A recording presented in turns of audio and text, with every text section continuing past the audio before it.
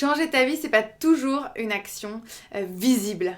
Parfois, ça peut être simplement des shifts complètement invisibles, mais qui modifient la manière dont tu vas changer ta vie. Aujourd'hui, je vais te parler de 3 vérités, actions, shifts, peu importe, tu l'appelles comme tu veux, qui sont complètement sous-cotées et qui ont complètement changé ma vie. Et j'espère qu'ils pourront changer la tienne également. Le tout premier, c'est une phrase que je me répète très souvent, arrête de réagir et commence à répondre.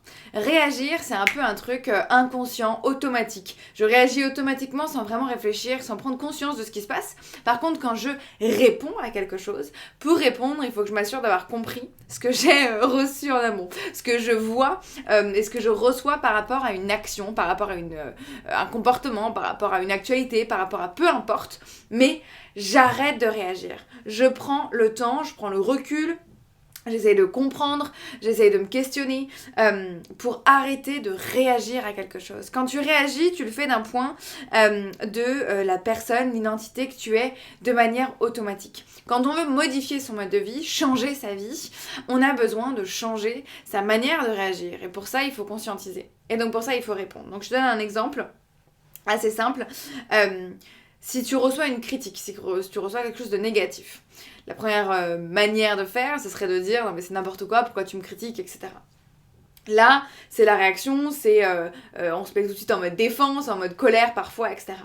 La réponse, ça serait justement de se dire « Je fais une pause, j'essaie de comprendre d'où vient cette critique, qu'est-ce qu'elle crée, qu'est-ce qu'elle me donne, qu'est-ce qu'elle m'apporte que peut-être justement un compliment ne m'apporterait pas, en prenant ce recul-là, et pour ensuite pouvoir faire une réponse en lien avec l'intérêt de la critique. En fait, pour te donner l'exemple de la critique, une critique peut être intéressante, peut t'apporter un axe d'amélioration possible dans ce que tu fais, et la critique, parfois, elle peut aussi être découpée. Il y a une partie de la critique qui est pas tout à fait intéressante, et puis il y a une toute petite partie de la critique, un petit peu ce fond de vérité qu'on peut entendre de temps en temps en se disant s'il y a eu ce trigger-là, s'il y a eu cette idée-là, peut-être que ça peut être intéressant pour moi. Et donc la manière dont je vais répondre à ça va être complètement différente.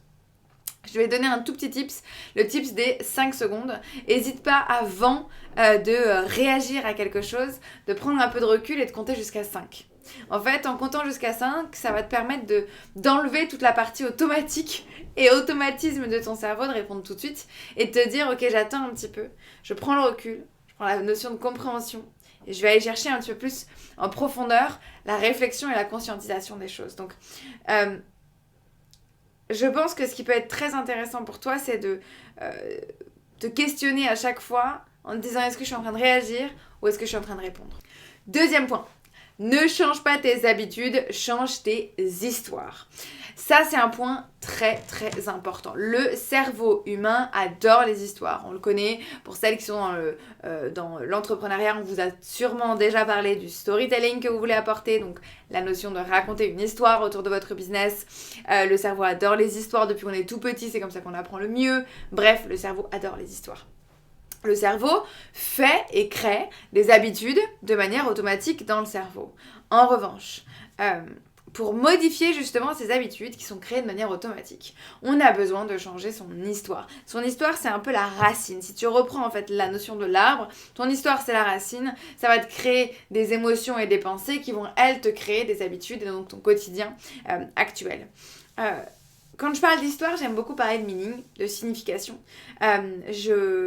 Je fais le lien avec Viktor Frankl, cet homme qui a été à Auschwitz, qui a vécu un réel enfer, mais je garde une citation de lui que je trouve très puissante, qui permet aussi de revenir à la notion de responsabilité de soi et de ses attitudes, et donc pour en revenir à la notion de comment on réagit.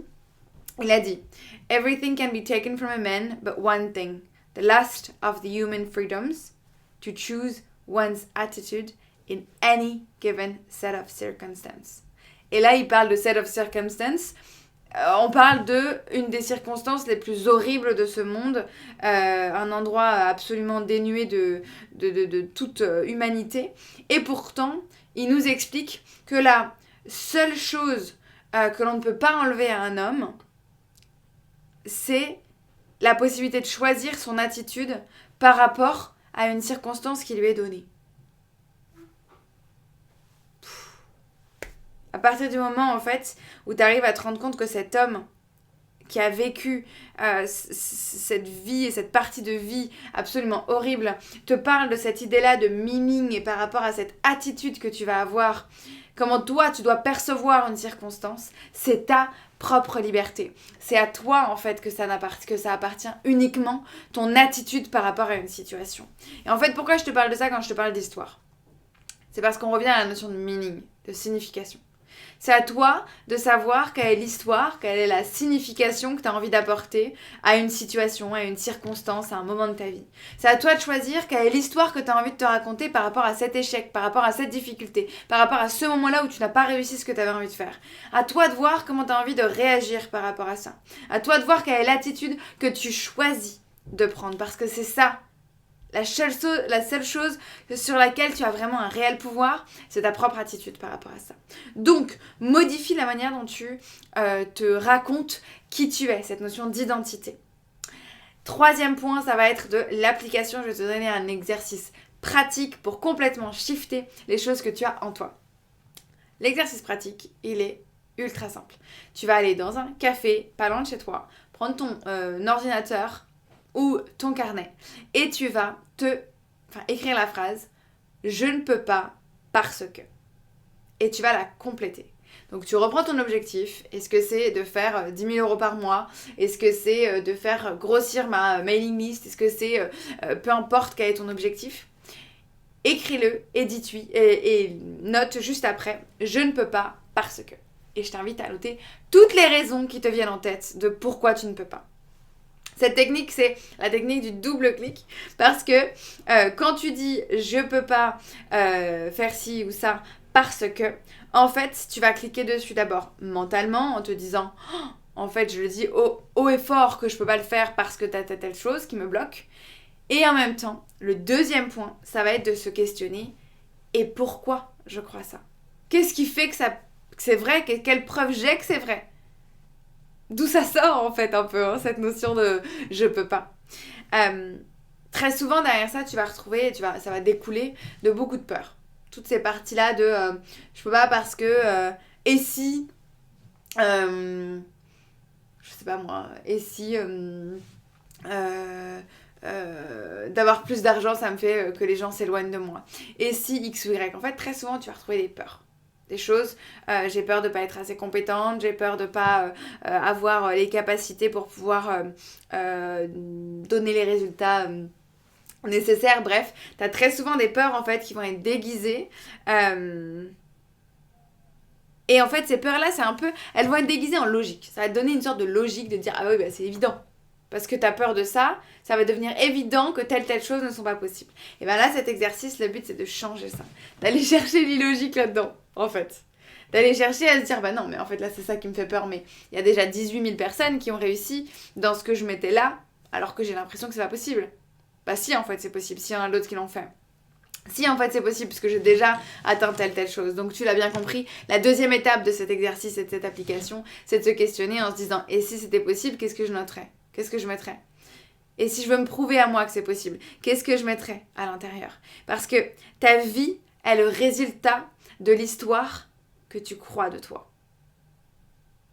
Je répète, ta vie est le résultat de l'histoire que tu crois de toi, même sur toi. On en revient à la notion de l'importance des croyances, l'importance de ce que tu penses de toi. Et en fait, ce que tu penses de toi, c'est une histoire. Et si tu fonctionnes en histoire, en fait, ton écosystème sera complètement différent. Parce que tu ne penseras pas en attitude ou en habitude à changer. Tu vas modifier réellement l'histoire que tu te racontes. J'en reviens très souvent et je donne très souvent je ne fume plus et je ne bois plus. Eh bien, si je devais me dire que j'avais changé cette habitude-là et que, justement, c'est simplement je fume plus et je bois plus, je serais potentiellement encore une fumeuse. Ou encore quelqu'un qui boit. En fait, moi, j'ai choisi de changer cette identité même autour de moi. De ne plus être fumeuse. J'ai décidé de plus être fumeuse. Et quand on me dit « Ah ben c'est vrai que toi t'étais une fumeuse », je dis non, je suis pas une fumeuse. J'ai fumé. Et en fait, on modifie complètement l'histoire que l'on se raconte parce que finalement, si tu me reprends il y a 10 ans, j'étais une fumeuse. Dans ma tête. dans l'histoire que je croyais sur moi, j'étais une fumeuse. Donc réfléchis bien. Et quand tu dis je ne veux pas parce que, en fait, tu le dis avec le prisme d'identité que tu as aujourd'hui. Et l'histoire que tu crois sur toi aujourd'hui. Donc je t'invite à la changer, à la chambouler, à la mettre dans un shaker et à l'envoyer balader pour avoir une histoire que tu crois sur toi complètement différente et qui va créer ta vie de demain. Si cette vidéo t'a plu, je t'invite à t'abonner, à mettre la petite cloche pour avoir les prochaines vidéos qui vont sortir très prochainement. On se retrouve bientôt pour la prochaine vidéo. D'ici là, inscris-toi à la newsletter. Tu recevras également plein de freebies avec des informations particulières, des questions à te poser, des visualisations gratuites. Donc inscris-toi à la newsletter de Glow. On se retrouve très bientôt pour les prochaines vidéos. À très vite.